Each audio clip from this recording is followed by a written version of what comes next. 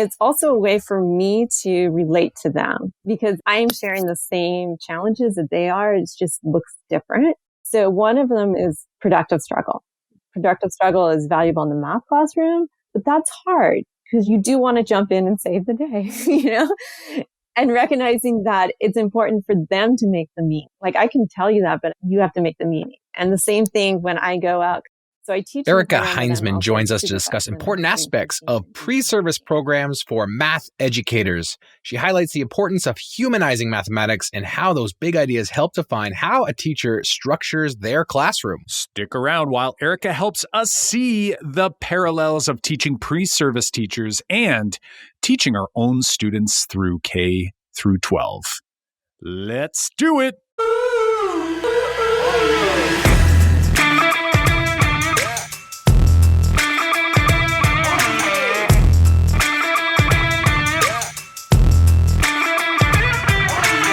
Welcome to the Making Math Moments That Matter podcast. I'm Kyle Pierce. And I'm John Orr. We're from MakeMathMoments.com. We are two math teachers who, together, with you, the community of math moment makers worldwide who want to build and deliver math lessons that spark curiosity, fuel sense-making, and ignite your teacher moves. John, are you ready to have a great conversation with our dear friend from the West Coast, Erica? Yes, of course, Kyle. We are honored to bring Erica on to chat with us about pre-service education. But before we do want to give a couple shout outs to some of the 5-star reviews that are happening over on Apple Podcasts. It just kind of melts our hearts when we read these reviews, and we want to read you one awesome one right now. Yes, this one is from El Roca on Apple Podcasts. It says, podcast for growth mindset teachers. I recommend this podcast to anyone wanting to learn how to make math moments in their classroom. I wish it was around when I started teaching. Thank you for your resources, interviews, and motivation to help our students. Isn't that fantastic? Nothing energizes us more to keep on recording episodes of this podcast than seeing those ratings and reviews come in on all the podcast platforms like Apple Podcasts. So have you taken 10 seconds to hit pause, scroll down in your podcasting app, and tap 5 stars? Or keep in mind, we want you to be honest about that rating and review. So go ahead, leave us the honest rating and review that you think will give us the feedback that we need in order to keep on going and improving. Oh, that would just mean the world to us. All right, let's get on with our chat with Erica. Hey there, Erica. Welcome to the Making Math Moments That Matter podcast. Kyle and I are so excited to have you on the show today. How are you doing? I guess we're recording this in the summer, but I guess that pinpoints exactly when we're recording it, depending on when we're listening. But Erica, how are you doing? I am doing okay. I mean, obviously, it's really an extraordinary time right now. And even though it's summer, I teach in the summer. And so I am just starting a brand new course. And I really begin my summer break in early August. So I got a little ways to go. Yeah, absolutely. Absolutely. So a break is still coming for you, which is awesome. Sometimes when you get into different roles outside of the classroom, sometimes those summer breaks sort of get shorter and shorter. You get sucked into doing this and that. And I feel that in my role as well, but it's awesome. Keeps us connected with the work. So tell us a little bit about yourself, Erica. We know you. We've had the opportunity to meet you briefly when we were, was it in San Diego, I think, when we were at NCTM a couple years back. So tell us a little bit about yourself. Like, what's your role in education and how did you come to that role? Like, what got you into this business called math education? Before I even start, though, I have to tell you, it's just such an honor to be on your show because I've listened to probably almost nearly every episode. Oh, my goodness. So it's strange. That's a lot. John, it's the first time we pay off all the guests, but none of them say that. And now finally, one of the people we paid off is saying it. It's fantastic. I'm just kidding there, Erica. That's awesome. We appreciate it. I mean, it's just, because I've heard all people that have definitely had tremendous influence on me. And I even now have gotten my students excited about listening to the podcast. Oh, well, we certainly appreciate it. And we're super excited to have you on as well. It means a lot to us that someone, I find you to have an influence in the online Twitter's blogosphere for math. And it's great to know that folks are appreciating it and sharing it. And we really appreciate that. So yeah, tell us a little bit more about you and how did you get into this role in math education? It's a very circuitous pathway. I ironically graduated college and I said that there's two things I never want to do. I never want a sales job and I never want to teach. And I mean, I can remember That's interesting. sitting there listening to the commencement speaker thinking, okay, those are definitely off the list. I knew that I wanted a career in public service. And so I bounced around to a lot of different jobs. I was at a museum. I worked for nonprofits. Interestingly enough, I was also a contact tracer. I mean, obviously before the pandemic, and now it's getting all this notoriety as a career choice. And then I was at that time working in public health. I went on vacation to Hawaii, and I'm a late bloomer for a lot of things. And so I never learned to swim until we were going to go on vacation in Hawaii. And I was like, I should learn to swim or I'm going to miss some of the experience of being in Hawaii. So I learned to swim so I could snorkel. We went to Hawaii, and the first beach we went to snorkel was very rough. And I was like, oh, I am not going to be able to do this. Sounds like a first year of teaching. Yeah, it was. And so we found this like really calm piece of beach. It was in Maui and it's called 16 Mile. That was like a little marker by the beach, but it was really placid, which is what I needed. And so I went snorkeling. I got out of the water because I was exhausted and I just sat in the sun for a while and read. And I had an epiphany that I was sitting on that beach and basically decided, you know what? I'm going to be a math teacher. And that's like a random thing. It's like, I'm not going to be a teacher. And then it's like, I've been snorkeling, and something about snorkeling in Hawaii just screams out math teacher. Well, it was actually I love it. Yeah. It was actually the book. So. Oh, okay. Which Do you also recall the book? I'm curious if we're like short on math teachers, you just start randomly giving this book out to people. Yes, I do. I have a copy on my shelf because it's obviously so influential in my life. It's called Blind Man's Bluff, and it's about the Cold War espionage. And it's one of those things, like I sat there on the beach and I still don't know to this day, like how I connected all the dots in my mind and said, oh, high school math teacher. But it did. And I don't know what you would say, but I am not that like impulsive a person. And so I came back though, and literally in a few weeks, I quit my job. And then I rolled in the UCSD teacher credential and master's program. And then I went on to become a high school math teacher for 14 years. That to me might be the most interesting story for like the path. You know what I mean? Yes. I think it takes the cake for at least up till now in over 100 episodes. So fantastic. I love it. And then I went through the program. I loved it. And I was a classroom teacher for 14 years. And then when this position opened, I don't know, for a while, it just, again, it was like this epiphany. I remember where I was sitting when I read the notice of the position, because I wasn't looking at the time. I was very happy in the classroom. And I was like, you know what? I think I should do that. And so I applied and here I am. So I'm entering my 5th year at the university teaching future secondary math teachers. So you're teaching people who have opted in to become math teachers specifically in the secondary classroom. Is that correct? Yes. So it's in California, we call it single subject credential. And so they are pursuing their single subject credential. So I teach in our credential and master's program. So some of the classes are where it's just math only. And then some of the courses I teach is the entire cohort. So it's in multiple different single subject content areas, basically. And then I do teach one undergrad class where it's more juniors and sophomores who are thinking, hey, let me dip my toe in the waters. It's like, do I want to be a secondary STEM teacher? Is the course. And so it gives them a chance to really think about, is this something I want to pursue? And then hopefully they continue on. Good. So, yeah, we're going to dive into all that for sure in this episode. I guess just for my curiosity, so because I think we've talked with a few teachers in your position, but I wanted to just make sure that we're clear and the listeners clear here is that are you teaching teachers the math content or are you teaching, say, like the pedagogy part or both? I teach the pedagogy part, but obviously when you're doing the pedagogy, you are sometimes doing math. But I am definitely not teaching math courses or anything close to that. Yeah. Erica, before we get rolling on all of that, we have to do one thing that I know that you know is coming, and listeners or regular listeners of the show know that we always ask this question, but we need you to describe a memorable math moment from your past. So this can be a moment where you were a student or a teacher, but it's usually when we say math class, what pops into your head, like something that has stuck with you over the years, but what would be your memorable math moment? Okay, so the first one would definitely have to be when I was on the beach in Hawaii.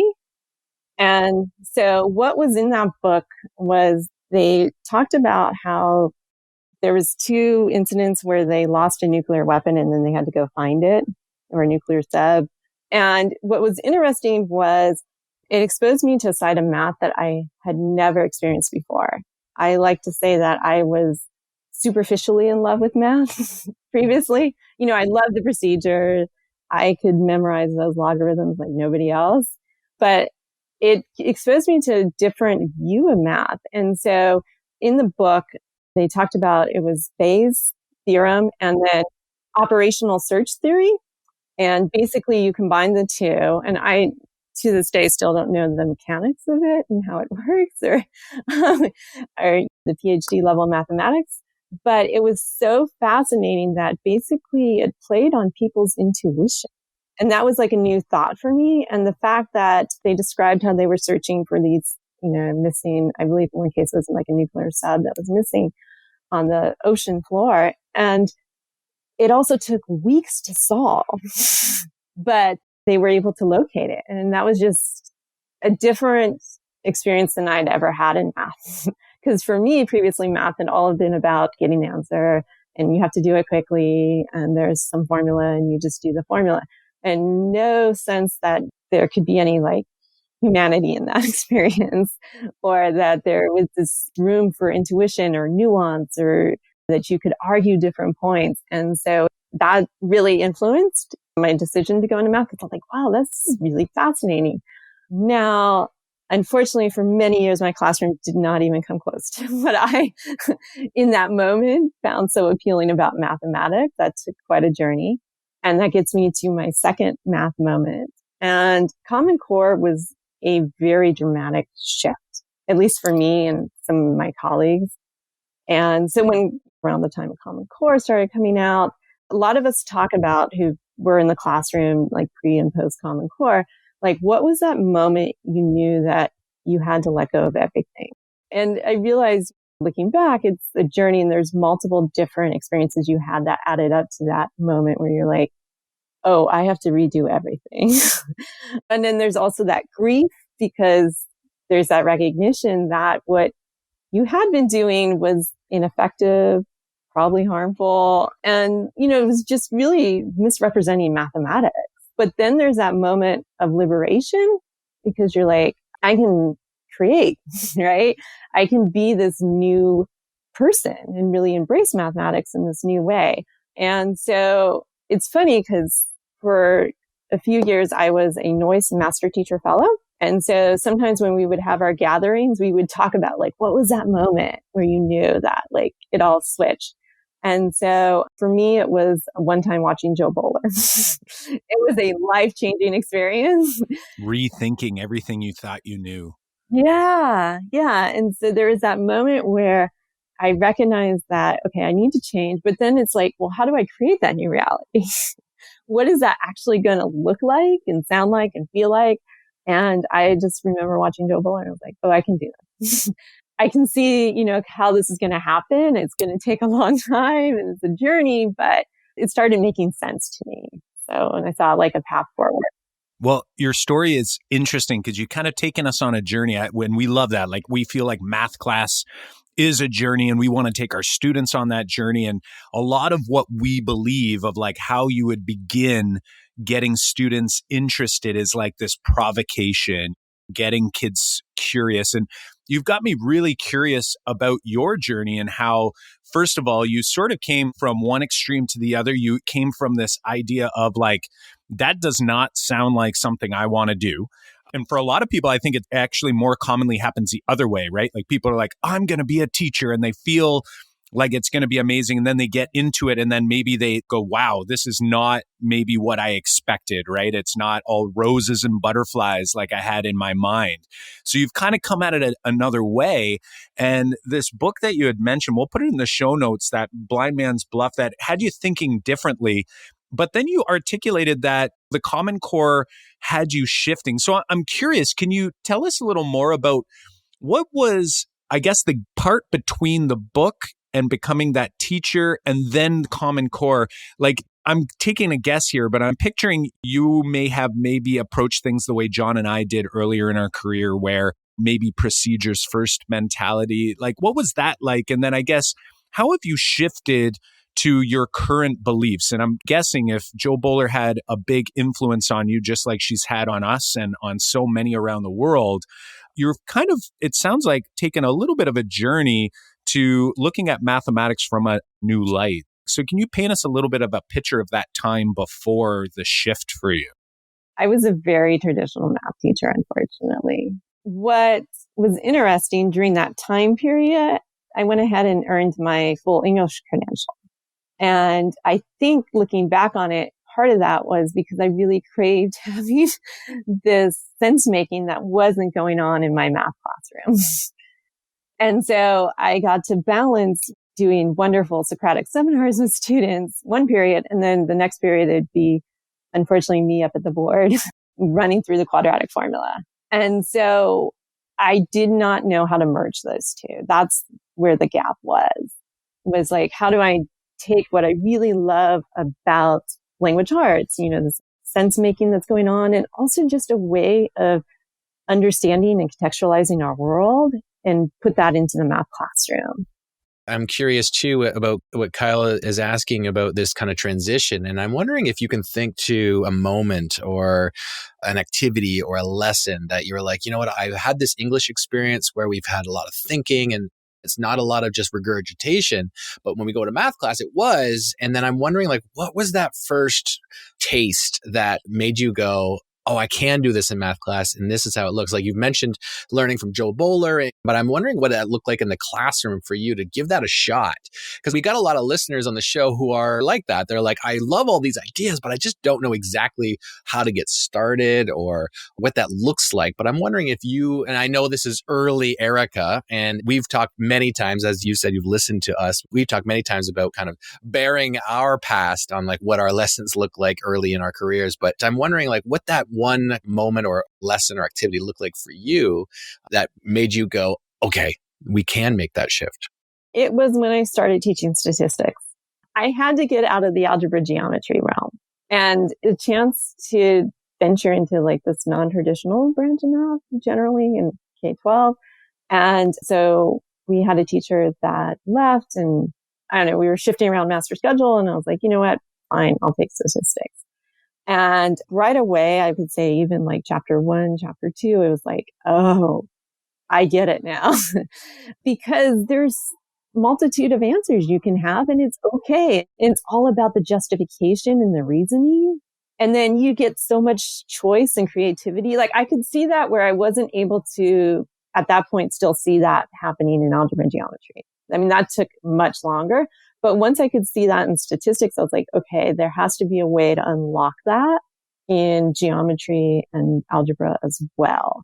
But even like one of the first units is all about visual representations in statistics. And it's like, yeah, you can make a Boscom, you can make a bar chart, or you could do a table, or, you have to decide, like, for what I want to communicate, what's the best way to do that? And am I accurately portraying the data? And I can come up with two different conclusions. I can look at that same bar chart and make two different decisions. It sounds like the practice standards are popping in our mind. And John and I actually just got off of a mentoring moment call before we hopped on with you. And we really dug in to how do we focus more on those practice standards? And I think it's like we're so content driven, we're so topic driven in the math curriculum. And then you realize like those topics are only there to help us make provocations so that students can build on those mathematical practices and get better at problem solving and get better at working on representing their thinking and doing all of these things and creating convincing arguments. And to me, that's something that happened, at least that shift happened for me much later. And it's great to hear that you've sort of made that shift. And the journey you had mentioned is like, you knew that you could do this for other areas of mathematics.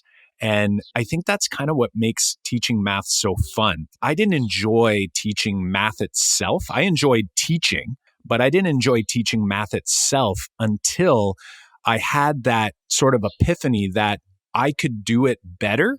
I didn't know how to do it better. And we're still on this journey to try to make a lot of different concepts that we teach in mathematics better. But it's like we knew there was a way. And it's almost like this drive, this mission to keep going. And I know for you that you're very passionate about transforming secondary math, not just to this more of a standards of practice approach, but making it a place of human endeavor. And I've heard you say making it like life-affirming. So my wonder is, what parts of the classroom culture in your mind needs to be adjusted? I think we know a little bit about that. You've sort of articulated that, but I guess why is it so important to you? And what sort of work are you doing in that area? Like, what are you working on now to try to bring out that human endeavor, showing that math and mathematics in general can be life affirming? It doesn't have to be so negative. For so many kids and so many adults, like mathematics was not a positive part of their life. So what's on your mind lately? And what sort of work are you doing to try to help not only yourself show this, but then also to help your pre-service teachers, which I think is what a great time to help people when they haven't even stepped into the classroom yet, right? Trying to get their mindset shifting right away, because it is going to take a while. I'm just curious to hear sort of your thoughts on that and sort of your work in that area. There's a number of different ways I can conceptualize this. And one of them is I really challenge their notion of what is mathematics, because there's time periods in my life where I would have said, oh, it's the procedure. But you have to start thinking about... Or a right answer, you know? Yeah. And so one of the things I do is obviously share with them from Catalyzing Change the definition that NCTM has for mathematics. And that it starts positioning it as, well, it is for professions, your professional civic self, but then it's also just a way of contextualizing your world. And that can be in a variety of ways. That can be to highlight injustice in your world, but that can also be to appreciate art in your world. And then there's also to try to find that wonder, joy, and beauty in mathematics. And so I really start pushing them to think about, well, how do I define math? And then how do I want my students to experience mathematics? And so one of the things I do, like in my secondary methods class, is we always start with math. And I prioritize that at the start of class. And then obviously we're going to talk about pedagogy and do other things throughout our time together. But every class... The teacher's engaging in the math task is what I'm hearing. Yeah. Yes. And then that gives them this lens for the rest of our period together or class session or whatever that they can reflect on. And because I pick purposely rich tasks, they start seeing, okay, well, this is, they can start reflecting back on those experiences and then thinking, okay, well, how do I recreate that for my students? And what did I appreciate about that? Like, what was my emotional connection to that? And so another way too to really put the humans back in math is something I've been working with. I have a presentation I did recently with Bree Murray Pickford, and it was about reimagining the doers of mathematics and really thinking about how do we integrate the human contribution to mathematics? Because in the language arts classroom, a lot of times you tie in the author with the text. Like if you're going to read The Road by Cormac McCarthy, you're going to share some biographical information about Cormac McCarthy, and then you're going to keep playing that in your mind as you read the book. We don't do that in math. That just doesn't happen, right? It's like these things are just given. And the problem with that is then we aren't having conversations too about which mathematics do we prioritize. And we aren't challenging that math because we just think it's static. And Rochelle Gutierrez really always talks about like rehumanizing mathematics. And the idea is if we put the human aspect back in, then it can be a lot more meaningful for our students and it's a lot more authentic.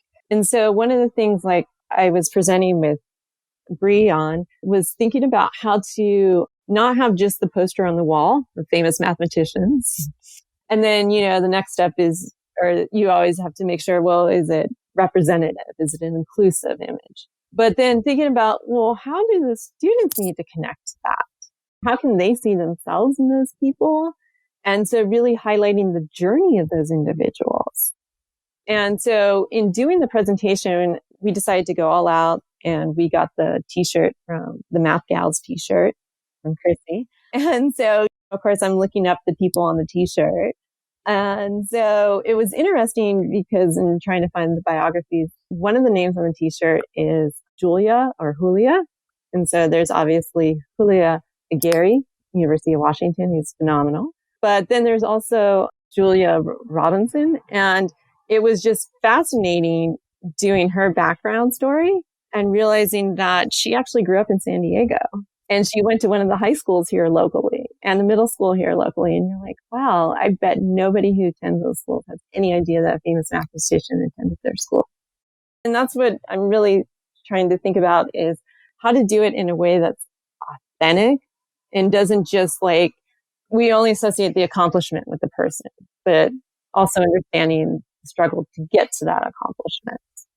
I really love that you start your course with these ideas because I think like we've experienced, like you've articulated, that we often overlook the humanizing of mathematics, the definition of mathematics and how that should influence how we teach our students. I think it's so important that you're teaching or you're helping your future teachers understand that. It sounds like I had a somewhat of a similar experience in my pre-service education, you know, many years ago. And I had a teacher who, because I had taken a class on the philosophy of mathematics in my pre-service teaching. And he started with that big question as we talked about the definition of mathematics. And he actually asked us to define mathematics. And then we all talked about differences of definitions. And then he asked another prompt that has always stuck with me and that I actually use in my class with my students is the what is math like or math is like, and then you finish that statement. I found that prompt right at the beginning of any sort of course for students or teachers is great because it kind of brings out a nice discussion of what you think math is like. And we get a couple chuckles out of it. And you can also hear preconceived notions or current conceptions about mathematics that students have. And I think you can see where they're coming from on their background, just in how they describe mathematics and what they think it's like. Is it like a swamp or is it like riding a bike? Or they get to make that comparison. And I think that's great. And to kind of keep going with your humanizing mathematics, I think it's to go back to that idea of like we skipped that because I think even though I went through those similar types of prompts in my pre-service, I think it just didn't stick with me in the sense of like what really mathematics was and how that translated to showing my students. Like, I really love that you guys as a group are bringing out, like, do we use it or is it a way to contextualize our world, a means to showcase or highlight social injustice? I love this idea of like thinking of math as a way to appreciate art. Like it's like a vehicle that we can use to understand our world and not just in physics. Like I think we get bogged down to that. It's like, okay, we can understand how our world works, but actually we have to understand so many different parts of our world by understanding what mathematics is and how we can use it. And I think you're doing a great job there. We just spoke with Francis Su on humanizing mathematics in his book, and he's doing a great part. And Sunil Singh has got a book on math recess and other books about like just bringing beauty and things that we overlook into our math classes. And I really appreciate you mentioning that and doing that with your students. So just great work so far with what you're doing. What else are you guys doing early in, say, that course to help teachers kind of like navigate what their own math classes are going to look like? One of the things too that I emphasize is that the course, it's really reframing it as this is the start of your journey. Like too often in education, sometimes people feel they're always grasping for that easy answer. Like, okay, how do I teach students who are multilingual? It's like, that is a career-long question. And starting to recognize that what does your math classroom look like? That is a career-long question. So what is important And is to hopefully it have, doesn't look the same at the beginning as it does at the end, right? yeah. And I love like when Robert Kaplinsky always says, if you think back to what you were doing 5 years ago, you should be embarrassed because it means you're growing, right? It means that you're changing and you're learning and you're putting that learning into practice. And so one of the things I keep telling them is you're getting a strong foundation and then you're going to continue to grow. And that's also having reasonable expectations for yourself and being kind. You aren't expected to do, for example, like NCTM's principles to actions, all 8 of those immediately. And I wouldn't even Or focus every on day, all 8. you know? Yeah. And I wouldn't even focus on all 8. It's like, what is going to help you get started for where you are? And so, I mean, it's stuff like I expose them to the big idea. And it's like, okay, well, let's dilute it down to where are we going to start? And know that we have this book and maybe in 10 months or maybe in 2 years, you can go back and think about, okay, well, what are the other 8 do I want to start focusing on? What you're sharing here, Erica, like I couldn't agree more. In our district, we've been doing a book talk around principles to actions. And actually, I mean, it was actually last school year where we introduced it. And as we were working on our school improvement plans, working with administrators and their math teams and thinking about what is it that you want to focus on as a school. And that's exactly what our focus has been for them, or our suggestion has been, is picking one. You can look at these 8 effective teaching practices in principles to actions, and you could look at them and say, like, I want to do all of these, but that could be like extremely overwhelming. I can only imagine for a pre-service teacher who may be coming fresh out of their own experience and maybe believe math to be one thing, as you had mentioned earlier.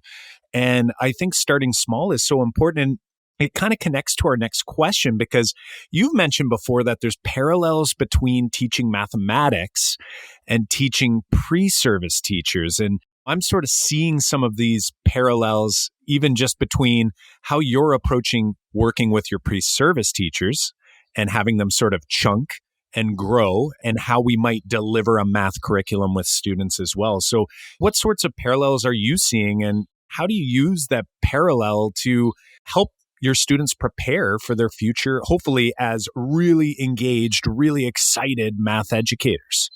Well, there's a few that I like see that immediately jump to mind. It's also a way for me to relate to them because I am sharing the same challenges that they are. It just looks different. So one of them is productive struggle. Productive struggle is valuable in the math classroom, but that's hard because you do want to jump in and save the day, you know? And recognizing that it's important for them to make the meaning. Like I can tell you that, but you have to make the meaning. And the same thing when I go out. So I teach in the program, but I'm also supervise them in their student teaching and intern teaching. And so when I go out and watch them, yeah, there's tons of times I could jump in or I will watch the mentor teacher or the cooperating teacher just jump in. They'll take the little disruption that's happening in the corner. But the problem with that is then they aren't learning to do that. And so it is painful to watch people learning sometimes. And so learning to know, like, you know what? I'm just going to sit in the back and be a quiet little mouse. And then we're going to talk about this. And you're going to learn so much by experiencing everything that's just unfolding right now. And then it is gratifying though later to see that growth because they made the meaning. It wasn't Erica telling them that. It was they like, oh, I need to change. Actual learning happened. Yeah. Instead of regurgitating or just restating what I've heard, I actually am showing some growth. I'm showing some understanding. But, it's one of those things you have to negotiate too with sometimes principals because they're like, well, they want it to look perfect. It's like, no, it looks messy, but we'll get there. We're working on it.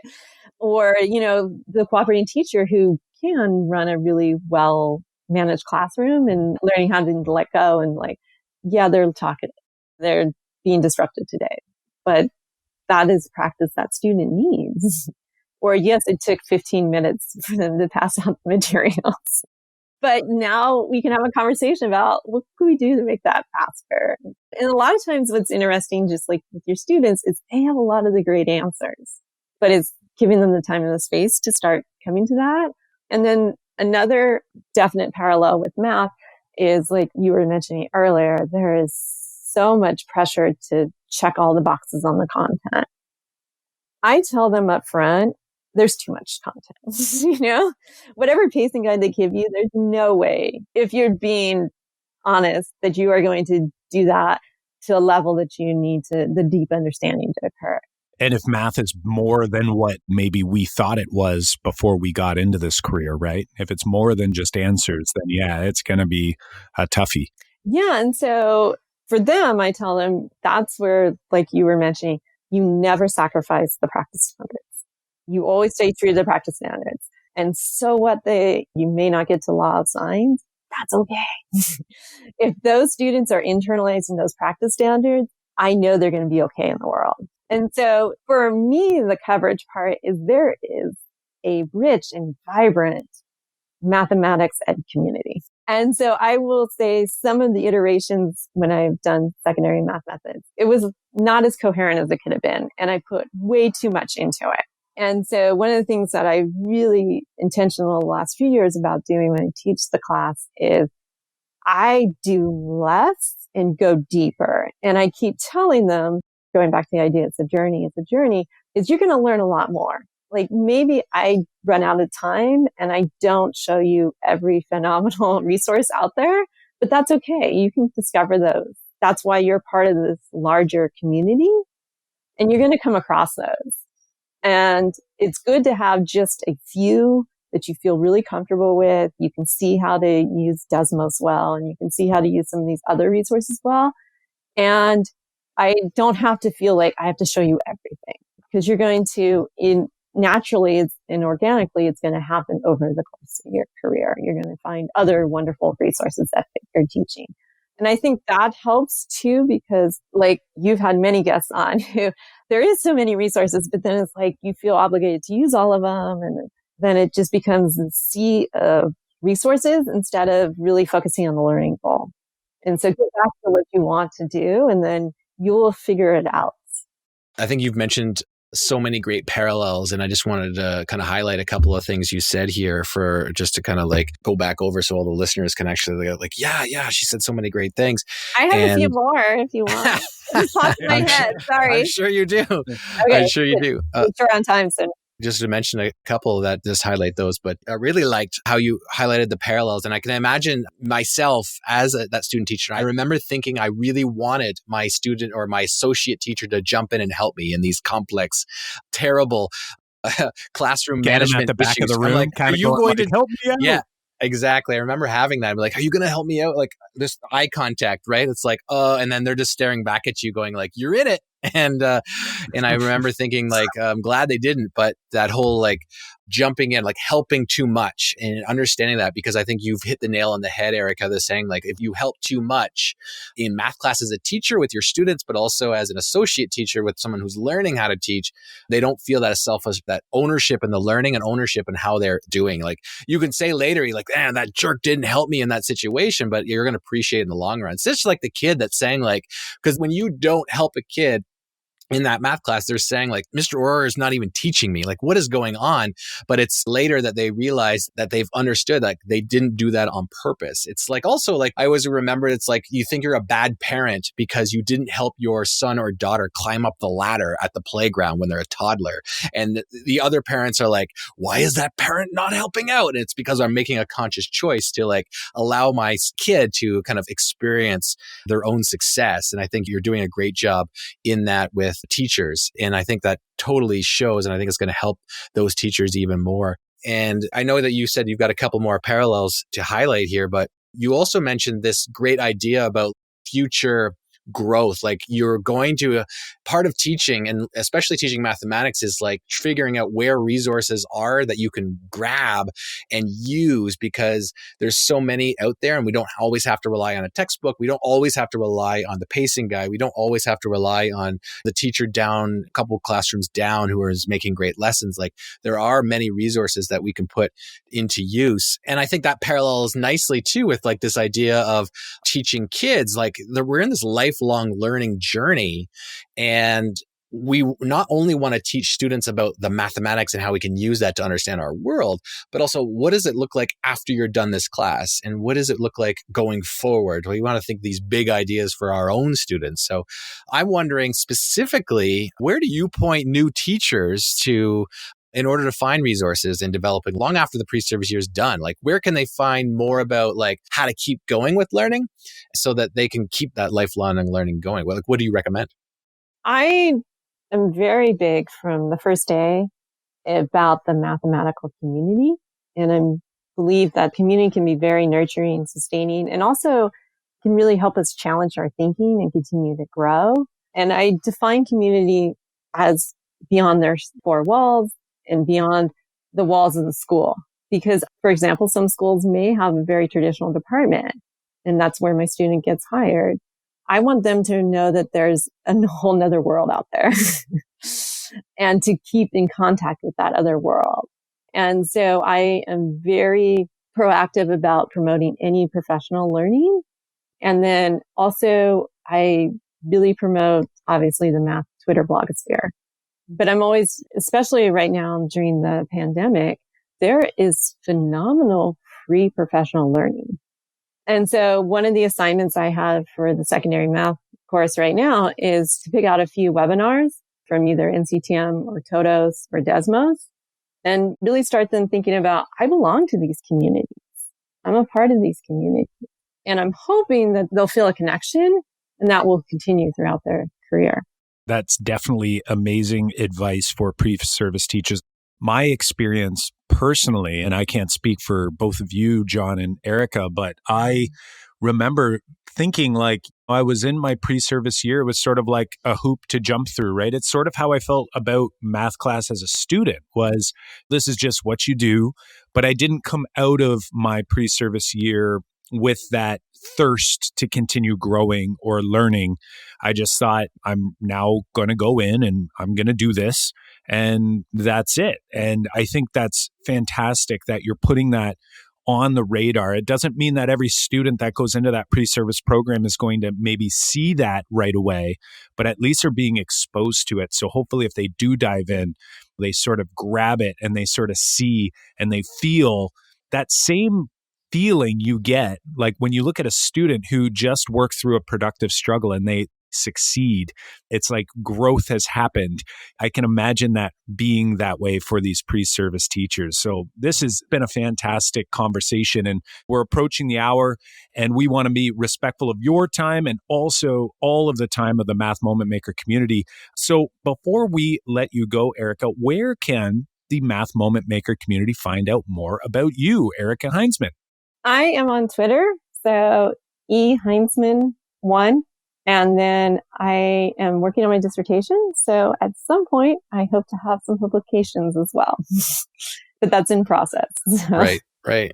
Awesome stuff. Erica, we definitely want to thank you for being here with us on this hour. And we appreciate all of the big nuggets that you've shared for all of our teachers. So before we kind of sign off here, what is one last big idea you'd love to leave our listeners with? I'm going to circle back to the idea of community because I think when I look back at my own career in the classroom when I was a high school teacher, was too often I wasn't a part of that community. And I think it really stagnated me growing professionally and becoming a better math teacher. And so one of the things I've really appreciated becoming a Noyce Master Teacher Fellow and then continuing on in my new job is just how wonderful the community is and how much I have grown by becoming a really active participant in it. And so it's something that I regret. I wasn't going to conferences. I wasn't on Twitter as early as other people. And that I really think community is so important because it is a human endeavor and we learn from each other and we learn with each other and making sure that we're creating that space and those opportunities to think about big, deep ideas and how do we transform lives. Yeah, that's a great takeaway. It's a great takeaway for me. I'm loving the parallels piece. I know, John, you had mentioned it before, but again, more and more, I realize with every passing day how much more similar math learning and learning in mathematics, the way I'm now seeing it, is to learning in general, learning in other subject areas and just regular growth in life and trying to elicit that as early as often as possible with our new pre-service teachers, I think is so important. So I want to thank you for taking your role in maximizing the effect you can have on the future math educators of the world. And we want to thank you for taking some time to hang out with us today. We really appreciate it. And I know that the Math Moment Maker community is appreciative of your time and your perspective. Well, I thank you too, because you're doing a wonderful service by having this podcast, and it's connecting teachers far beyond their school communities. And I think that's wonderful as well. So thank you for doing this. You are unrelenting. I always think, are they going to take like the Monday off? or they're going to take summer off. I remember last summer I was wondering if they were going to take summer off. And it's like, wow, every Monday there is a new episode. It's like rain or shine. It's like the post office. No matter what's happening, rain, shine, sleet, hail. Yeah, there is always a new episode, and so I know that takes a lot of time and energy and devotion, and so I appreciate that. Well, we appreciate it. We love doing it. We learn a ton, and we are just so happy. Just like it sounds like you with your pre-service teachers, we're just so happy to be able to share our learning as we learn and to learn with as many from around the world as we can. So thanks again. We appreciate the kudos there. And again, we hope you have an awesome day. And we look forward to seeing you again soon, hopefully at a live conference in the not so distant future. Thank you. Well, friends, as I'm sure you would agree, it was great to have an awesome conversation with Erica on the show here. We are always looking to have great mathematics conversations with our colleagues from around the world. And we just want to make sure that you don't miss out on any new episodes that they release every Monday morning. And in order to get notified, make sure you hit the subscribe button on your favorite podcasting platform like Apple Podcasts. Also, if you're liking what you're hearing, please share the podcast with a colleague and help us reach a wider audience by leaving us a review on Apple Podcasts. Or, hey, tweet us at Make Math Moments on Twitter, hit us up on Instagram and on Facebook. As always, show notes and links to resources, including full transcripts from this episode, can be found at makemathmoments.com/episode 119. Again, you can head over to makemathmoments.com/episode 119. And while you're there, go ahead and click on over to our Curiosity Task tool that will search a bunch of different websites so that you can make math moments with the concept coming up in your classroom right now. Well, my friends, that's it for us. I'm Kyle Pierce. And I'm John Orr. I'm Erica Heinzman. High fives for us. And high fives for you.